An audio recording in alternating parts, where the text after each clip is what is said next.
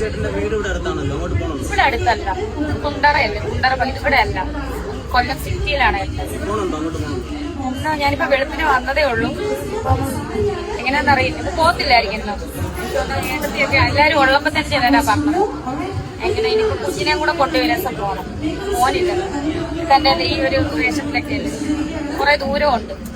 നാളെ എനിക്ക് തൃശ്ശൂര് പോകണം രാവിലെ. അപ്പൊ അതിന്റെയൊക്കെ ക്ഷീണമായിട്ട്. ഈ ഒരു ഡ്രസ്സിന് എന്താ അറിയണോ സുധി ഒരു കുഴപ്പം? നല്ല ഡ്രസ്സല്ലേ? ഈ ഒരു ഡ്രസ്സിലൊക്കെ അല്ലേ വീട്ടിലോട്ട് കയറി ചെല്ലുന്നത്. സാധാരണ ചേച്ചി ഇടുന്ന ഓരോ ഡ്രസ്സും കാര്യങ്ങളൊക്കെ എല്ലാം കോമഡി പീസായിട്ട് നമുക്ക് തോന്നത്തുള്ളൂ. ഈ ഡ്രസ്സിന് എന്താ കുഴപ്പം? പിന്നെ ചേച്ചി പറഞ്ഞൊരു കാര്യം എന്ന് പറഞ്ഞാൽ ഇവിടെ എല്ലാം അങ്ങ് ദൂരെയാണെന്ന് പറയുന്നുണ്ട്. എന്തായാലും കൊല്ലം വരെ വന്നപ്പം സുധിയുടെ വീട്ടിലോട്ടൊന്ന് പോയായിരുന്നു. ഇതിപ്പം രേണു നിൽക്കുന്ന കുണ്ട്രയിലാണ്. അവിടെ നിന്ന് എന്തുവായിരുന്ന ആ സ്ഥലത്തിന്റെ പേര്? എന്തോ ഇതാണ്, പൊലയത്തോടോ അങ്ങനെ എന്തോ ഒരു സ്ഥലം കണ്ടാണ്, കൊല്ലത്തെങ്ങാണ്ടാണ്. ഇവിടെ നിങ്ങളുടെ 13 കിലോമീറ്റർ എങ്ങാണ്ടേ ഉള്ളൂ ഈ പറയുന്ന സുധിയുടെ വീട്ടിലോട്ട്. അവിടം വരെ വന്നിട്ട് ആ സുധിയുടെ വീട്ടിലോട്ട് പോയില്ലെങ്കിൽ അത് മോശമല്ലേ? ഒന്നാമത്തെ കാര്യം, സുധിയുടെ വീടുമായിട്ട് നല്ല വഴക്കം കാര്യങ്ങളും പ്രശ്നമൊക്കെ ഉണ്ടായിരുന്നു. ബിഗ് ബോസ് വന്നതിന് ശേഷം അവർ അത്യാവശ്യം പ്രശ്നങ്ങളെല്ലാം മാറ്റി വീട്ടുകാരൊക്കെ നല്ല രീതിയിലാണെന്നുള്ള രീതിയിലൊക്കെ കാണിക്കുന്നുണ്ടായിരുന്നു. ഓക്കെ, അതിനുശേഷം ഈ പറഞ്ഞ രേണു സുധി എല്ലാവരും കൂടെ അവിടെ പോയിട്ടുണ്ടായിരുന്നു, സംസാരിച്ചിട്ടുണ്ടായിരുന്നു. ഇനി അടിച്ച് പിരിഞ്ഞിട്ടുണ്ടോന്നൊന്നും നമുക്കൊന്നും അറിയത്തില്ല. എന്തായാലും ചേച്ചിയുടെ കുറച്ച് വീഡിയോസും കാര്യങ്ങളൊക്കെ ഒന്ന് കാണണം. എൻ്റെ പൊന്നോ, അയ്യോ അമ്മോ, നമ്മുടെ ബെൽറ്റ് സംബന്ധമായിട്ടുള്ള കുറച്ച് കാര്യങ്ങളൊക്കെ സംസാരിക്കുന്നുണ്ട്. അതും കൂടെ ഒന്ന് കാണട്ടെ.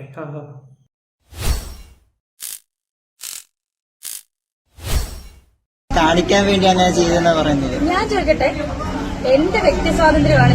എന്റെ ഇൻസ്റ്റാഗ്രാമിൽ ഞാൻ റീൽ ഇടുന്നത് എന്റെ വ്യക്തി സ്വാതന്ത്ര്യമാണ്. അതിപ്പോ കേരളത്തിലുള്ള ഇവർക്ക് ചർച്ച ചെയ്യേണ്ട കാര്യം എന്താണ്? എന്റെ സ്വാതന്ത്ര്യമാണ്. എന്റെ ഇൻസ്റ്റാ പേജ്, എന്റെ ഫോണ്, എന്റെ റീല്, എന്റെ ക്യാമ്പസ് സീറ്റ് ബെൽറ്റ് തലേ കൂടെ കെട്ടിയിടാൻ പറ്റുമോ സീറ്റ് ബെൽറ്റ്? പിന്നെ എന്തിനാണ് ഇതൊക്കെ ചർച്ച ചെയ്യുന്നത്? അതിന് ആവശ്യമില്ല. അവർക്ക് കണ്ടന്റിന് വേണ്ടിയിട്ട് അവരെന്ത് ചെയ്യണം? എന്നെ കൊണ്ട് എന്തായാലും അരി മേടിക്കണം. എത്ര സന്തോഷം. നിനക്ക് അരി ഉണ്ടാക്കി തന്നത് ഞങ്ങളെ പോലുള്ള റിയാക്ഷൻ ചെയ്യുന്ന ആൾക്കാരാണ്. നീ ആദ്യം അത് മനസ്സിലാക്കണം. പണ്ട് ബ്യൂട്ടി പാർലറിന്റെ ഒരു പ്രൊമോഷൻ ചെയ്യാനെന്ന് പറഞ്ഞ് നീ ഏതൊരു ഡോക്ടർ ഒരു നാറിയും കൂടെ ചേർന്നിട്ട് ഒരു വീഡിയോ ഇട്ടിട്ടുണ്ടായിരുന്നു. എന്തുവാ, കല്യാണത്തിന്റെ ഒരുക്കമൊക്കെ ചെയ്തിട്ട് അതിന്റെ കൂടെ ആ ഫോട്ടോയും വെച്ചിട്ട് ഒരു യൂട്യൂബിന്റെ ഒരു ലിങ്കും കൊടുത്ത്. എന്തുവാ, ഇവിടെ ഒരു ഇന്റർവ്യൂ വന്നായിരുന്നു, ഒരു തൊളിഞ്ഞൊരു ഇന്റർവ്യൂ. അത് കയറി കാണാൻ വേണ്ടി ഊടായ്പ കാണിച്ചാണ് ഇവിടെ.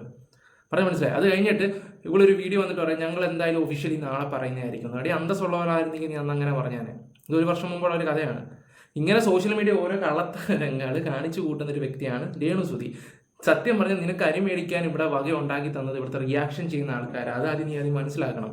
അരി മേടിക്കാനുള്ള വക ഉണ്ടാക്കി തന്നതും ഞങ്ങളിങ്ങനെ ഓരോ വട്ടം നിന്റെ ഇങ്ങനെ വീഡിയോ ഇങ്ങനെ ചെയ്തുകൊണ്ടിരിക്കുമ്പോൾ നിനക്ക് അവിടെ പോസ്റ്റ് കിട്ടുന്നത് ഞങ്ങൾ ചെയ്യും. ഞങ്ങൾ ഓരോ അപരാധങ്ങൾ ഇരുന്ന് പറയും. അതെടുത്തിട്ട് വേണ്ട ഓരോരുത്തവന്മാർ വന്നിട്ട് നിന്നോട് ചോദ്യം ചോദിക്കും. നീ അതിന് മറുപടി ആയിട്ട് വിവരക്കേട് പറയും. പിന്നെ ഞങ്ങൾ ഇരുന്ന് സംസാരിക്കും. ഇതാണ് ഇവിടെ നടന്നുകൊണ്ടിരിക്കുന്നത്. വലിയ ആൾ വന്നിരിക്കും. പിന്നെ സീറ്റ് ബെൽറ്റ്, എൻ്റെ പൊന്നു മോളെ, ആ ഒരു വീഡിയോ കാണുന്ന ഏതവനും മനസ്സിലാകും. പിന്നെ അതുപോലെ തന്നെ നീ കമന്റ് ബോക്സ് എന്തിനാ ഓഫ് ആക്കി ചെയ്ത് വെച്ചത്? നിന്റെ വീഡിയോ, നിന്റെ അത് മറ്റേത് മറിച്ചത് നാട്ടുകാർ കുറ്റം പറഞ്ഞു തുടങ്ങിയപ്പോഴത്തേക്ക് നിനക്ക് എന്തുകൊണ്ട് നിനക്ക് കുരു പൊട്ടിയെന്ന് വേണമെങ്കിൽ പറയാം. നീ അത് ഓഫ് ചെയ്ത് വെച്ച്. അതിനകത്ത് ഞാൻ രേണുവിനെ അൺഫോളോ അടിക്കുന്നത് വരെ കിടപ്പുണ്ടായിരുന്നു. എനിക്കൊന്ന് കുറേ സബ്ബിറങ്ങി പോയപ്പോഴായിരിക്കും ചേച്ചി നൈസായിട്ട് കമന്റ് ബോക്സ് ഒക്കെ അങ്ങ് ഓഫ് ചെയ്ത് അങ്ങ് വെച്ചത്. കഷ്ടം. ഈ അൺഫോളോ എന്ന് പറഞ്ഞ് കിടക്കുമ്പോഴായിരിക്കും ചില ആൾക്കാർ ഇത് ഓർക്കുന്നത്. ഒരു വിവരം കെട്ട ഒരു സ്ത്രീ. ഇവരെയൊക്കെ സപ്പോർട്ട് ചെയ്യാൻ കുറെ അവൾമാർ ഇറങ്ങിയിട്ടുണ്ട്. അത് അതിനേക്കാളും തോൽവികൾ. ബാക്കി കൂടെ വെക്കാൻ ഞാൻ ആരുടെയും പിടിച്ചു പറിക്കത്തില്ല. അത് ഞാൻ ആരോടും ചോദിച്ചു വാങ്ങിക്കാറില്ല. എനിക്ക് കിട്ടാനുള്ളത് വലിയത്. ഇനി വരുന്ന വർക്കുകളൊക്കെ ഏതൊക്കെയാണ്? ഇനി നാളെ എനിക്കുന്ന തൃശ്ശൂർ ഒരു അമ്പലത്തിലെ പ്രോഗ്രാം, ഉത്രാളിക്കാവ് പൂരം. അതുപോലെ മറ്റന്നാൾ മാത്രം ഫ്രീ. അതിന്റെ പിറ്റേ ദിവസം തൃശ്ശൂർ ഞാനൊരു ബ്ലൂംസ് എന്ന് പറയുന്നൊരു മേക്ക് ഓവർ സ്റ്റുഡിയോ മാറ്റി വെച്ചായിരുന്നു. അന്നൊരു, അതായത് ഞാൻ പ്രമോഷൻ മാറ്റി വെച്ചായിരുന്നു ഹർത്താൽ കാരണം. അത് മറ്റന്നാൾ പ്രൊമോഷനൊക്കെ നല്ല, എന്തായാലും പ്രൊമോഷൻ നടക്കും. നമ്മളെ പോലുള്ളവരൊക്കെ ഉണ്ടെങ്കിൽ ഇവർക്ക് പ്രൊമോഷൻ അല്ല പലതും നടക്കും. അത് വേറെ കാര്യങ്ങൾ. ഈ തിരക്കുകളിലേക്ക് പോകുമ്പോൾ ജീവിതം എൻജോയ് ചെയ്യുന്നുണ്ടോ അതോ? ക്ഷീണമാണ് എല്ലാവരും. ഇന്നിപ്പം ബ്യൂട്ടി പാർലർ ചേച്ചിയൊക്കെ പറയാറ്, എന്തെങ്കിലും നീ ഹെൽത്ത് നോക്കണം. ഞാൻ ആഹാരം പൊതുവെ കഴിക്കുന്ന കുറവാണ്. ഹെൽത്ത് ഉള്ളപ്പോഴേ നമുക്ക് ഓടാൻ പറ്റുള്ളൂ. അപ്പം എന്തെങ്കിലുമൊക്കെ കഴിക്കണമെന്ന് എപ്പോഴും പറയും. ഞാൻ ഹെൽത്ത് നോക്കുന്നില്ല. എനിക്ക് ഉറക്കമൊന്നും കണ്ടിന്യൂസ് ആയിട്ട് വർക്കാണ്. എനിക്ക് ഉറങ്ങാൻ പറ്റുന്നില്ല. എനിക്കിപ്പോൾ നല്ല വർക്കും കാര്യങ്ങളൊക്കെ കിട്ടുകയൊക്കെ ചെയ്യുന്നുണ്ട്. പക്ഷേ രേണു സുധി ഒന്ന് ആലോചിച്ച് നോക്കണം. സോഷ്യൽ മീഡിയയിൽ നിങ്ങളൊരു കോമാളി ആയിക്കൊണ്ടിരിക്കുക. നല്ലൊരു വേഷം രേണുവിന് കിട്ടിയിട്ടുണ്ടോ? നല്ലൊരു വേഷം രേണുവിന് ഇതുവരെ കിട്ടിയിട്ടുണ്ടോ? ഉണ്ടോ?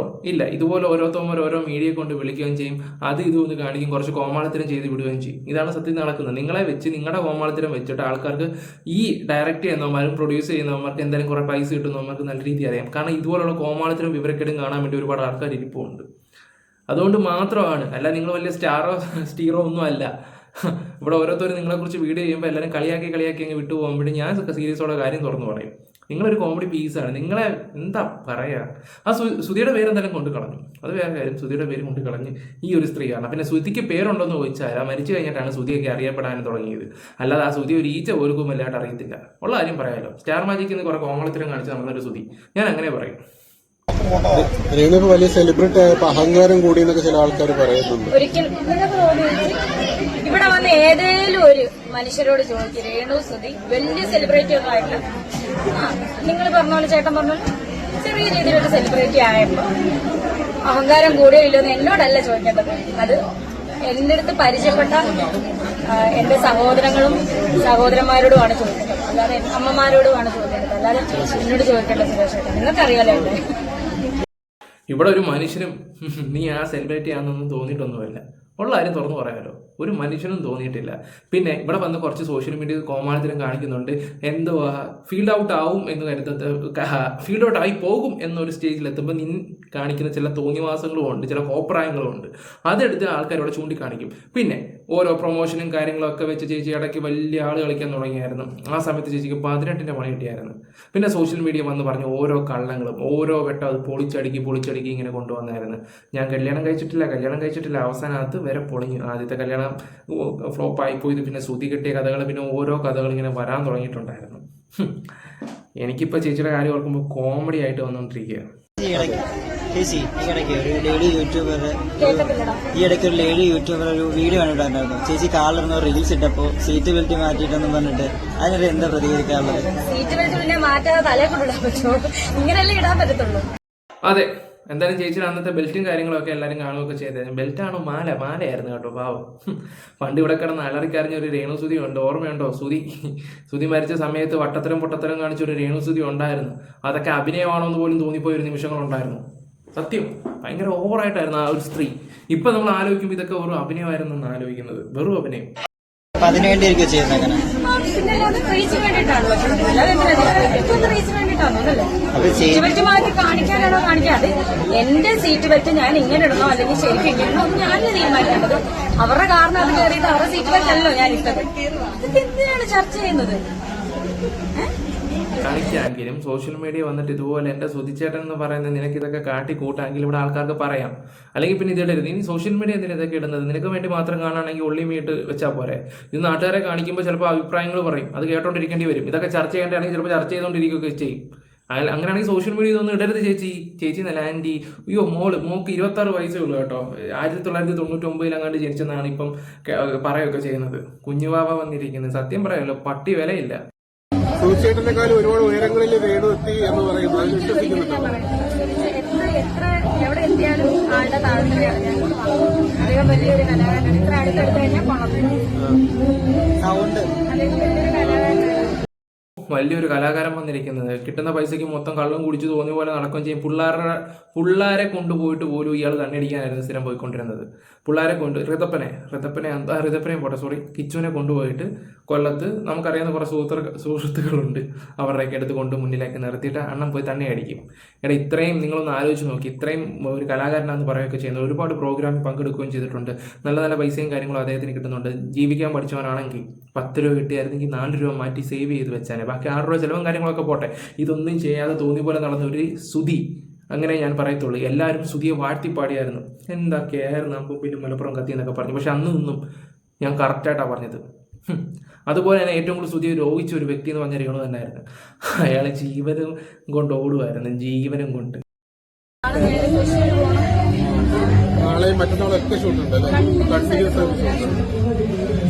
രേണു ഭയങ്കര തിരക്കായില്ലേ? തിരക്കുകളിലോട്ട് പോകാം അല്ലേ?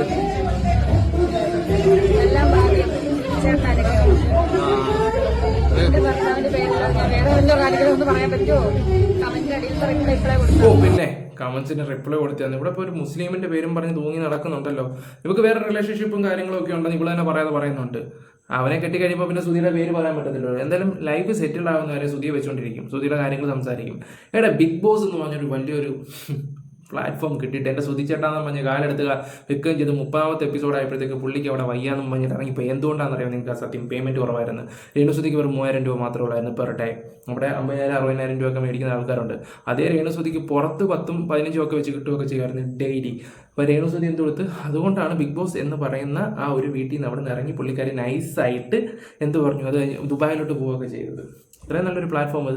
അതിലൊക്കെ കയറാൻ ഒരുപാട് ആൾക്കാർ കഷ്ടപ്പെടുന്നുണ്ടായിരുന്നു. പക്ഷെ ഇവിടെ പോലുള്ളവർ എന്ത് ചെയ്ത് അതില്ലാണ്ടാക്കി കളഞ്ഞു. എല്ലാം സുധിച്ചേട്ടൻ്റെ. അതെ, സുധി മരിച്ചതിന് ശേഷമാണല്ലോ ഫെയിം കിട്ടിയത്. പിന്നെ നിന്റെ ഈ കള്ളങ്ങളും പിന്നെ ഈ എന്താ പറയണ്ടേ മനുഷ്യനെ പറ്റിച്ച സ്വഭാവങ്ങളാണെങ്കിൽ പോലും.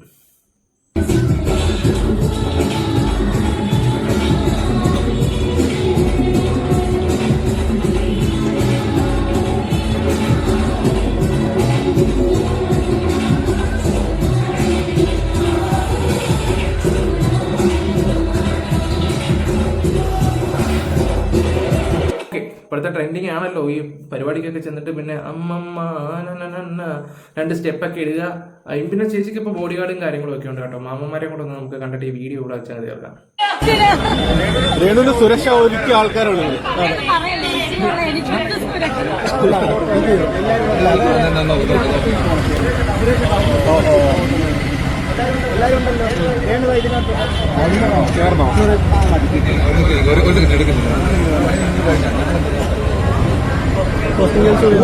ലുക്കിലല്ലല്ലോ ചേച്ചി, വർക്കിലാണല്ലോ കാര്യം. ചേച്ചിക്ക് അതെന്തായാലും നല്ല രീതിയിൽ ഉണ്ടോണ്ട് പിന്നെ കുഴപ്പമൊന്നുമില്ല.